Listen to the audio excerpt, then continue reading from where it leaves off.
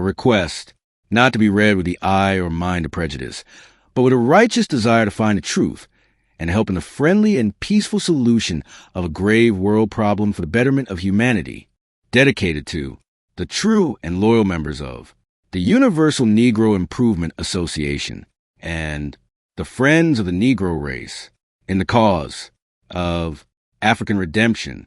Preface. Less than a decade ago, Marcus Garvey appeared in Harlem, that crowded section of New York City, which has been termed the Mecca of the Negroes of the world. Coming unheralded, like John the Baptist, he brought a message which carried conviction to all open-minded listeners. For many years previous, Garvey had studied the hard lot of his race everywhere on God's earth. He had witnessed their political and economic oppression, and noted the sufferings and discriminations which they experienced. He had himself drunk to the dregs of this bitter cup. As to Moses of old, so to Garvey, there came a clear call to duty and leadership. As a member of a race free from the spirit of retaliation and vindictiveness, with a desire to treat all mankind as brothers without regard to differences in creed, race, or country, this young man, while respecting the rights and admiring the progress of alien people, resolved to make the material, political, social, and spiritual development of his bloodkin wherever found, and the fostering within them of the spirit of self-reliance and self-determination, the sole consecrated purpose of his life, to the end that the Negro might eventually take his God-given place in the fraternity of man. Whatever successes Garvey has achieved, whatever efforts have failed to fruition, all were conceived and undertaken in the sincere and honest determination to attain for his race this great goal. Not long ago, Bishop Bratton, the white Episcopal Bishop of Mississippi, wrote a book dealing with the Negro under the title Wanted Leaders. The following is a statement of this friendly author. The Negro has had and still has the tremendous task laid upon him of making the place which is his in life, and of taking it, not because he demanded it, but because he has successfully made that place.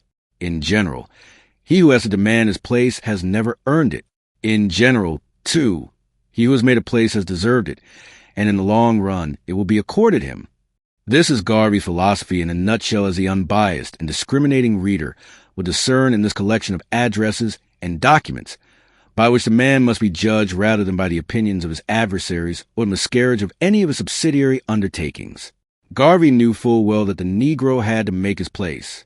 Other leaders had either demanded or begged. But this new leader, the very type which the race wanted according to Bishop Bratton, came preaching to the Negro the necessity of making a place for himself which the world would be compelled to recognize and therefore to accord him. Advocating and promoting racial organization, racial solidarity, and racial self-government, he stimulated in Negroes both in this country and abroad the spirit of nationalism and the desire for a republic of their own in their ancestral homeland. Millions enlisted under banner of Marcus Garvey, shouting the slogan, Africa for the Africans. His phenomenal success, as well as his philosophy expressed in his vivid speeches, which were broadcast throughout civilization, challenged the attention of those alien nations which dominate Africa and the antagonism of jealous and hostile Negro leaders in the United States of America. Demetrius of Ephesus, when he saw his occupation as a maker of gods threatened by the preaching of St. Paul against idolatry, called a convention of his fellow silversmiths to conspire against the great apostle, whose success would result not only in the cessation of the worship of the goddess Diana, but the annihilation of the craft which had brought them wealth. These evil fellows led a mob to the streets of the city, and threw Ephesus into such confusion that the municipal authorities were compelled to take action, resulting in the departure of St. Paul to other parts. The professional Negro leaders of America have duplicated in many ways the strategy of Demetrius. No invective was too violent to express their censure, sarcasm, and abuse. No shaft of contempt, ridicule, or vilification too sharp to hurl at Garvey. No name in the lexicon too bad to be applied to him. He was called fool, fanatic, freak, deceiver, agitator, and described as black, ugly, and an emissary of the Ku Klux Klan. Garvey must go was their war cry, and after pursuing various subterranean devices, they succeeded in bringing about his imprisonment and are still hoping for his subsequent deportation from America. Whether Garvey be in prison or out of prison, whether Garvey be living or dead, his vision of a free Africa in which Negroes shall enjoy nationhood and government of their own shall one day become a reality. The almighty ruler of men and nations has predestined and spoken it, and Marcus Garvey is but the herald of a free and restored Africa. Newspaper reporters of both races treated Garvey's philosophy and preachments with levity, magnifying and exaggerating his commercial ventures. They intentionally or unintentionally hailed as the Moses of a wholesale back to Africa movement, a scheme which Mr. Garvey has never advocated nor planned. It is to be noted, however, that many publicists of the white race are approaching the viewpoint of Garvey and suggesting to America that she give aid in fostering oversight to the attainment of the aims of the Negroes within her borders, who desire to enjoy liberty in a government of their own in Africa. Marcus Garvey's place in Negro history is secure for all time, despite his misfortunes which have been brought about both by opposition from without and treachery from within the camp. This man has felt the pulse of his people and inspired them with race consciousness and hope in their future destiny more than any other leader, past or present. The great movement of which he has been the creator will go on forever like Tennyson's brook until it reaches its consummation, for it is, in reality, a spiritual movement. Whether Garvey be in the flesh or in the spirit, the soul of the movement which he has fanned into flame, and the spiritual yearnings of his legions of converts will not be extinguished. Shed of its present physical habiliments, the soul will be reincarnated and go marching on. To his followers, Marcus Garvey is more than a leader. To them, he is the outstanding prophet, as well as the trailblazer of the universal freedom of a noble race. Outsiders fail to understand the psychology of the disciples of Garvey, but the writer of this preface, who is not ashamed to acknowledge that he is an open follower of this great teacher, rather than one of the numerous Nicodemuses who are secret disciples for fear of criticism or opposition, finds a reason for our devotion and conviction that no man has spoken to us like this man, inculcating pride and nobility of race, and pointing out to a downtrodden and discouraged people their star of destiny. This writer deems an honor to prepare the foreword for this volume, and seizes the opportunity to plead before the bar of an enlightened and fair-minded public opinion for Marcus Garvey, a man greatly misunderstood in his plans for reformulation. For, let it be known and acknowledged, Garvey is no idle dreamer, no empty visionary, no frenzied enthusiast, but rather a true reformer to whom has been permitted to arouse his people from a condition of apathy growing out of hopelessness, and through good report or ill to suffer persecution, yet martyrdom for his race in the cause of truth, justice, and liberty. It is not Garvey who is being weighed in the balance of the world's judgment, but his race, and particularly his jealous and unworthy rivals who conspired against him. The Greeks gave Socrates, the greatest of their philosophers, the cup of hemlock. The Bohemians burned John Huss, their pioneer reformer, at the stake. Luther, Savonarola, and others suffered imprisonment and hardship for the truth's sake, but they were God's noble men. So with Marcus Garvey, a man of intellectual power and penetrating vision, a man who discovered the only solution to the problem confronting the Negro people the world over, and had the courage to preach the new gospel of salvation from permanent economic and political servitude.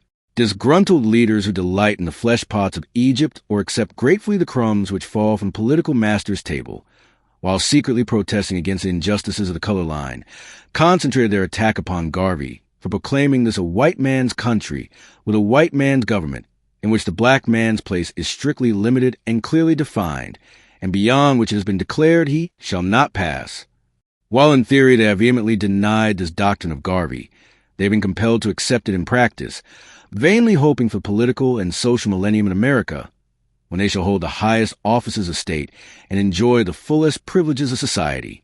But because Garvey believes with all his soul and preaches with all his fervent eloquence the doctrine of racial integrity to be secured and maintained in a Negro country and government free from the pollution of miscegenation, his rivals who claim that all hazards they must fight on American soil for their social, political, and economic rights have heaped opprobrium upon him. Marcus Garvey in prison, with a conscience untainted from the guilt of fraud to deceive and prey upon his own people for personal gain, poor in pocket, although he has handled millions of dollars, eagerly and willingly contributed by his followers, suffers gladly with determined soul and unbroken spirit. No trace of cowardice has been found in him, even by his bitterest foes, for it is his courage to proclaim his convictions and to attempt the realization of his vision, which has removed him from the sphere of his activities. Consecration of a great cause still leads to Calvary, but Calvary is not the scene of the final act of a people's redemption or of a reformer's victory. Via Crucis is still the path to permanent achievement, glory, and honor. Garvey's work shall endure throughout the ages.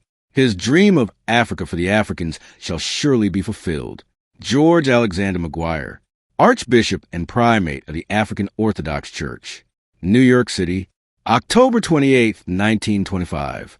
Mrs. Amy Jacques Garvey, New York, my darling wife, I do not have internal or external causes of menstrual and other diseases, requesting that you fulfill some work from the institution of this Negro race, and that, concerned as that this public may be able to judge separately the reasons involved, I request for this reason my conflicts in you, and my firm belief that you will not tolerate change or drastic anything that I have said contained therein.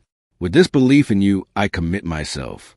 Journals and this book and ceremonies surrounding my trial and persecution in your hands, holding that you will, on these indications, publish them like a letter and modifiable, with loving kind affection's confidence. Your husband, Marcus Garvey.